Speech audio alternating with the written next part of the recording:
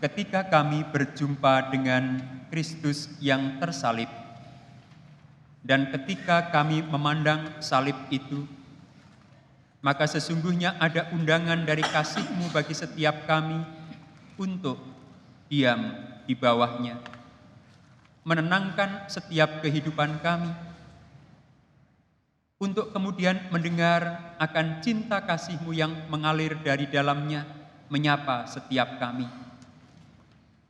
Sehingga setiap kami bukan hanya mengingat dan mengenang, ataupun juga merayakan peristiwa Jumat Agung, tetapi kemudian kami membawa dan menghidupinya dalam kehidupan kami. Belajar dari Allah yang terus mencintai setiap kami, belajar dari Allah yang bersedia menderita dan mengorbankan dirinya. Belajar menghidupi kasih dan pengorbanan itu dalam kehidupan kami. Memandang salib Kristus mengundang setiap kami untuk sungguh-sungguh menghayati setiap hidup yang Tuhan anugerahkan, agar sebagaimana kehidupan Kristus bermakna bagi manusia dan dunia, kehidupan kami pun bermakna bagi sesama. Maka biarkanlah sesingkat apapun jalan hidup yang kami tempuh, dan sesederhana apapun pekerjaan dan anugerah yang Tuhan percayakan, maka semuanya boleh kami pertanggungjawabkan dengan benar. Saat ini kami ingin meneguhkan akan panggilan hidup kami di bawah salib Kristus, dan kami ingin mendengarkan kebenaran firman-Mu. Roh Kudus, tolonglah kami, agar sungguh kami bersedia merendahkan diri, menaklukkan diri, dan menyerahkan setiap kehidupan kami hanya kepada Engkau saja. Berkuasalah, agar setiap firman yang kami dengar hidup dalam kehidupan kami. Kami berdoa di dalam nama Tuhan kami Yesus Kristus, yang kematiannya kami peringati. Amin. Umat yang dikasihi dan mengasihi Tuhan, bacaan diambil dari Injil Tuhan Yesus Kristus menurut Yohanes pasal 19 ayat 20, pasal 19 ayat 28 sampai dengan 30. Injil Yohanes pasal 19 ayat 28 sampai dengan 30 yang berbunyi demikian. Sesudah itu, karena Yesus tahu bahwa segala sesuatu telah selesai, berkatalah Ia, supaya genaplah yang ada tertulis dalam kitab suci, "Aku haus." Di situ ada suatu bekas penuh anggur asam, maka mereka mencucukkan bunga karang yang telah dicelupkan dalam anggur asam pada sebatang hisop, lalu mengunjukkannya ke mulut Yesus. Sesudah Yesus meminum anggur asam itu, berkatalah Ia, "Sudah selesai." Lalu Ia menundukkan kepalanya dan menyerahkan nyawanya. Demikianlah Injil Yesus Kristus. Berbahagialah mereka yang mendengarkan firman Allah dan yang memeliharanya. Hosiana. Hosiana, Hosiana, Hosiana.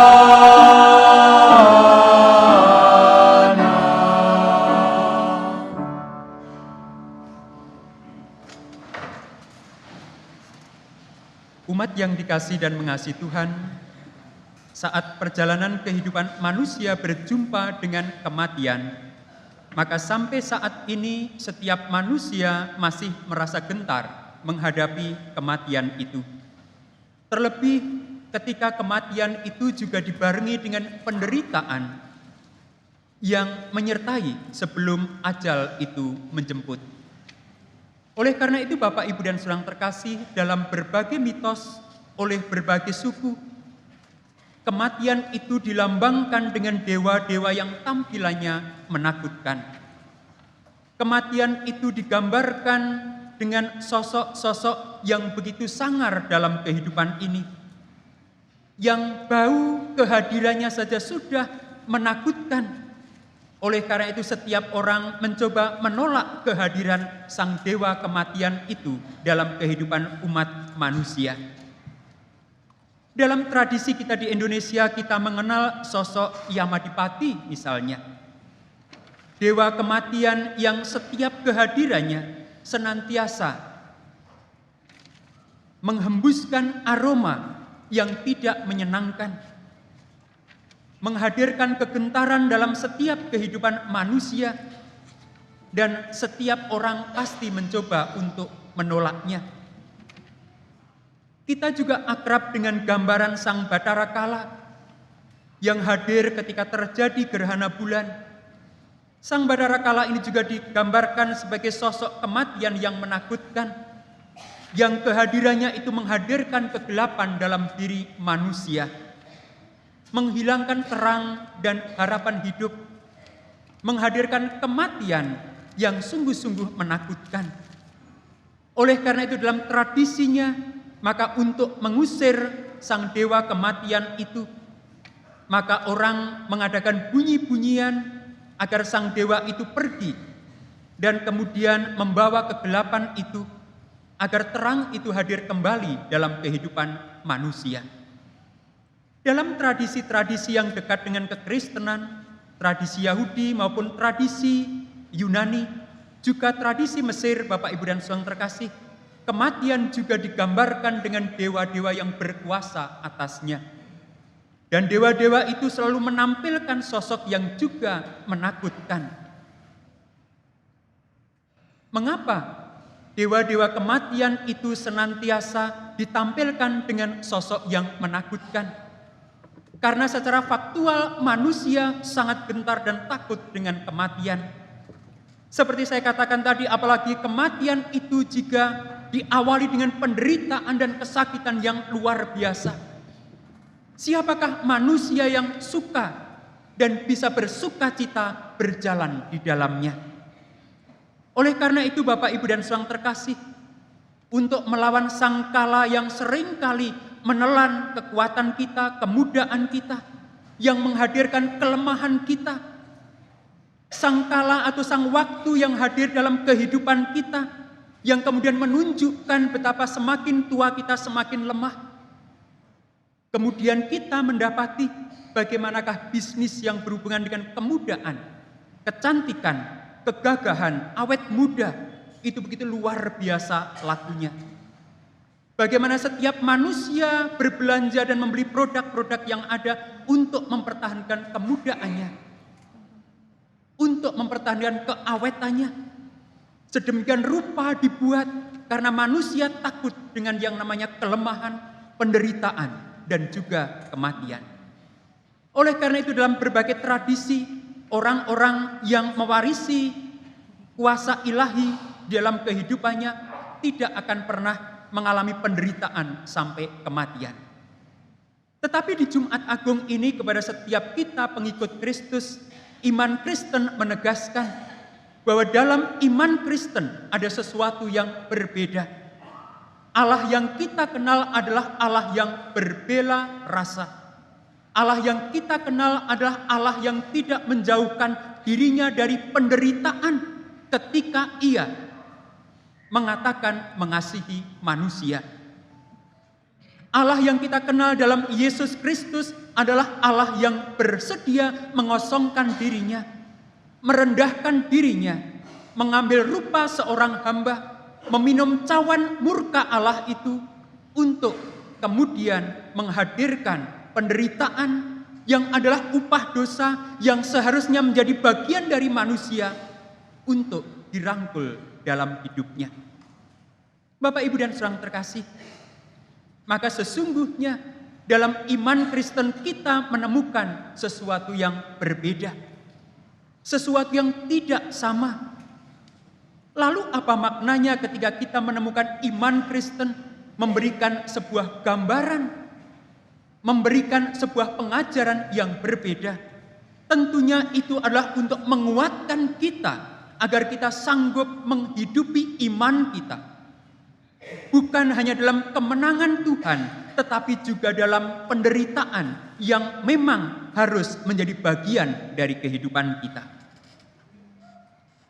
Ketika kita mendengar sebagian dari saudara-saudara kita, orang-orang Kristen Koptik di Mesir, ketika mereka harus menjadi korban kekerasan dari orang-orang yang tidak menyukai karena identitas mereka sebagai pengikut Kristus. Puluhan orang mati di tengah gereja saat mereka beribadah Minggu Palmarum. Ratusan orang mengalami penderitaan yang luar biasa oleh karena berbagai luka.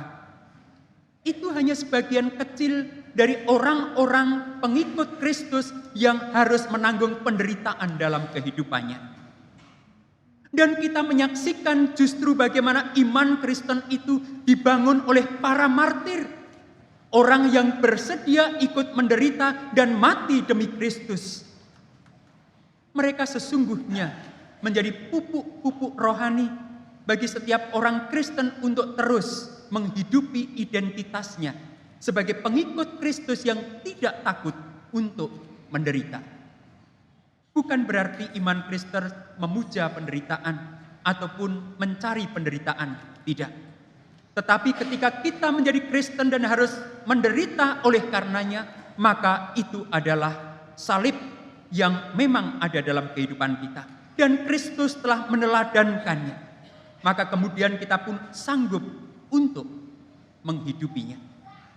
Sehingga Jumat Agung bukan hanya menjadi sebuah perayaan, bukan hanya sebuah pengingat agar kita tidak lupa, tetapi seharusnya Jumat Agung kemudian mengkristal dalam kehidupan kita, menjadi gaya hidup spiritualitas kita sebagai orang Kristen, yang kemudian memiliki kerelaan untuk menderita, apalagi kalau penderitaan itu berguna untuk sesama. Apalagi kalau penderitaan itu adalah sebagai bukti cinta kasih kita kepada orang-orang yang kita kasihi.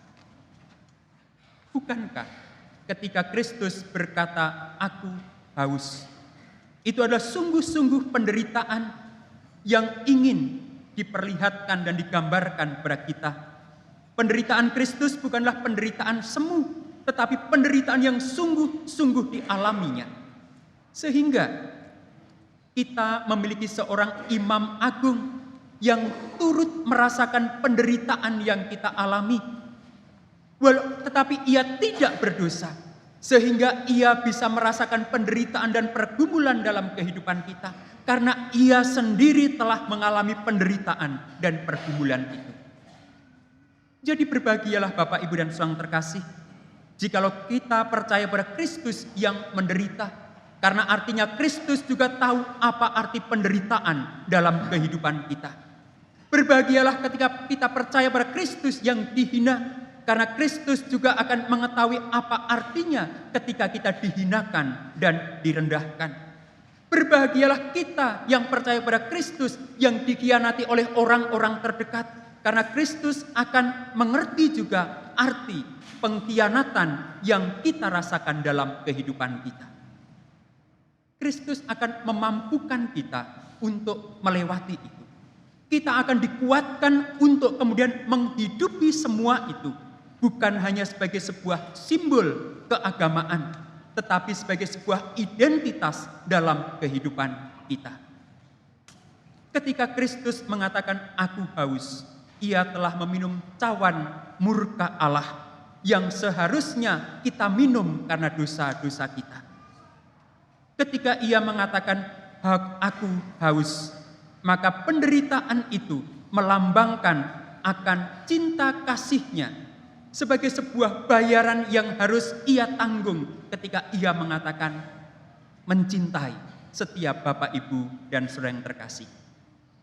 Bapak, Ibu, dan Saudara yang terkasih, bagian kedua dari bacaan kita ada dua kata yang diulang dalam bacaan kita, yaitu sudah selesai.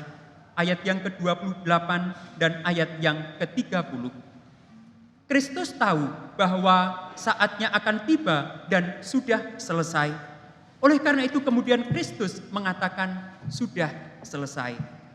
Nuansa apa Bapak, Ibu, dan Saudara yang terkasih yang mengiringi kata-kata Yesus sudah selesai? Apakah nuansa yang mengiringi itu adalah nuansa keputusasaan? Apakah nuansa yang mengiringi itu adalah nuansa kekalahan? Apakah kata-kata selesai itu menimbulkan kepiluan yang artinya kekalahan. Bagi iblis yang masuk dalam karya Kristus, kematian Kristus adalah berakhirnya karya Allah di tengah manusia. Seandainya Kristus mengatakan selesai atau sudah selesai dengan kekalahan, maka apa yang diharapkan iblis terjadi? Tetapi ketika Kristus mengatakan selesai, dan ketika ia menyadari bahwa kata selesai itu menunjukkan bahwa semua karya Allah yang dipercayakan kepadanya itu telah tuntas diselesaikan, maka kata sudah selesai itu melambangkan kemenangan. Kemenangan dari Kristus yang dipercayai Allah untuk melakukan karya penebusan dalam kehidupan manusia. Bapak, Ibu, dan saudara terkasih dalam Tuhan Yesus Kristus, apa yang telah Kristus selesaikan? Yohanes 4 ayat 34 memberitahu kepada kita apa yang telah Kristus selesaikan. Kata Yesus kepada mereka, makananku ialah melakukan kehendak Dia yang mengutus aku dan menyelesaikan pekerjaannya. Makananku ialah melakukan kehendak Dia yang mengutus aku dan menyelesaikan pekerjaannya. Kristus telah menyelesaikan apa yang dipercayakan Tuhan kepadanya. Kristus telah menyelesaikan karya pekerjaan yang dipercayakan Tuhan dalam hidupnya. Ia tidak berhenti di tengah jalan. Ia tidak berbelok ataupun menyimpang, tetapi ia menyelesaikannya. Dan menyelesaikan apa yang dipercayakan Tuhan adalah menjadi makanan dalam kehidupan dia, yaitu kehendaknya. Oleh karena itu dalam pergumulan di Taman Getsemani, Kristus mengatakan, bukan kehendakku Bapa, tetapi kehendakmu. Bapak, Ibu, dan saudara terkasih, bagaimanakah dengan kita? Apakah makanan setiap hari dalam kehidupan kita adalah mencari dan melakukan kehendaknya? Apakah kita senantiasa bisa menyelesaikan pekerjaan yang Tuhan percayakan itu secara bertanggung jawab? Jikalau beberapa waktu yang lalu ada rekan-rekan yang menyelesaikan tugas pelayanannya sebagai penatua, apakah kemudian yang terbersit dalam dirinya adalah aku bebas? Aku sekarang lebih bebas. Aku tidak akan ada lagi dalam pengawasan, tidak akan diteliti, tidak akan diperhatikan. Aku sekarang menjadi sama dengan yang lain. Ketika seorang penatua duduk di depan dan dia terkantuk-kantuk, maka jemaat akan menghakiminya. Ketika penatua duduk di depan dalam ibadah dan berbisik-bisik, jemaat juga akan menghakiminya. Karena ia ada di depan, dijadikan panutan sebagai seorang penatua. Seorang penatua yang terlambat datang, tentu ia layak untuk dihakimi. Apalagi seorang pendeta yang terlambat datang, layaklah ia disalibkan. Bapak, Ibu, dan saudara terkasih, oleh karena itu banyak orang ketika mengakhiri masa pelayanannya di gereja, mereka seakan-akan terbebas dan terlepas dari sebuah belenggu, sebuah beban yang begitu luar biasa. Kalau itu yang terjadi, maka kata sudah selesai yang diungkapkan tidaklah sama seperti yang diungkapkan Kristus. Ketika Kristus mengatakan sudah selesai, maka segala sesuatunya itu mendatangkan kesukacitaan, mendatangkan kemuliaan bagi Allah, tetapi juga mendatangkan rasa puas dalam dirinya karena ia telah merangkul karya itu dengan penuh cinta kasih, bukan dengan keterpaksaan. Bapak, Ibu, dan saudara terkasih dalam Tuhan Yesus Kristus, hal itu ditegaskan dalam Injil Yohanes pasal 17 ayat yang keempat, yang juga memberitahu kepada kita apa arti sudah selesai. Aku telah mempermuliakan engkau di bumi dengan jalan menyelesaikan pekerjaan yang telah engkau berikan kepadaku untuk melakukannya. Ketika Kristus mengatakan selesai, sepanjang kehidupannya menggambarkan kemuliaan Allah yang hadir dalam kehidupan manusia. Dalam kehidupan Kristus, ia menghadirkan Allah yang tidak terhampiri dalam tradisi Israel itu menjadi Allah yang sangat dekat. Allah yang transenden itu hadir dalam Kristus menjadi Allah yang imanen yang kita panggil sebagai Bapa. Dalam kata-katanya, dalam tindakannya, dalam segala sesuatu yang dilakukannya kita menemukan cerminan kasih Allah, bukan sebuah arogansi. Tetapi dalam setiap tindakan dan tingkah laku Kristus kita menemukan kehadiran Allah yang sungguh mengasihi kita. Oleh karena itu ketika Tuhan Yesus mengatakan sudah selesai, artinya ia sudah mempermuliakan Tuhan di sepanjang kehidupannya melalui pekerjaan yang ia lakukan. Pertanyaan untuk kita renungkan adalah apakah sepanjang kehidupan kita kemuliaan Allah itu sungguh tercermin? Apakah melalui setiap kata, sikap, tindakan itu, perbuatan baik itu nyata sehingga setiap orang akan memuliakan Allah? Bukankah itu yang diungkapkan Kristus dalam khotbah di bukit? Dalam setiap tindakan yang sederhana, dalam setiap kata-kata yang lugas dan jelas, dalam setiap pemikiran-pemikiran yang di dalamnya diwarnai oleh kehendak dan rencana Allah, bukan kehendak dan ambisi pribadi. Dalam kesiapan untuk mengosongkan diri dan merendahkan diri, bukan meninggikan dan menyombongkan dirinya. Kristus mengatakan sudah selesai sebagai sebuah pertanggungjawaban yang bisa dipertanggungjawabkan di hadapan Allah. Ia telah meminum cawan murka Allah. Ia telah mengambil kematian di atas kayu salib. Bukan sebagai sebuah kekalahan, tetapi sebagai sebuah kemenangan iman dalam kehidupan kita. Oleh karena itu Bapak Ibu dan Saudara terkasih, ada sebuah karya dari Michelangelo yang disebut Pieta. Dalam karya itu Michelangelo menggambarkan Kristus yang mati di pangkuan Sang Bunda Maria. Bapak Ibu dan Saudara terkasih, Pieta bukanlah sebuah karya yang biasa, karena Pieta ini menggambarkan soal bagaimana turut merasakan cinta kerahiman Allah Bapa dalam kematian Sang Putra. Dari sudut pandang teologi liturgi, Pieta menjelaskan peran kenangan atau peringatan yang intensif, bukan sekedar agar kita tidak lupa, tetapi agar melalui kenangan itu kita kemudian ikut serta dalam karya itu, sehingga keindahan liturgi itu terasa dalam kehidupan kita setiap hari.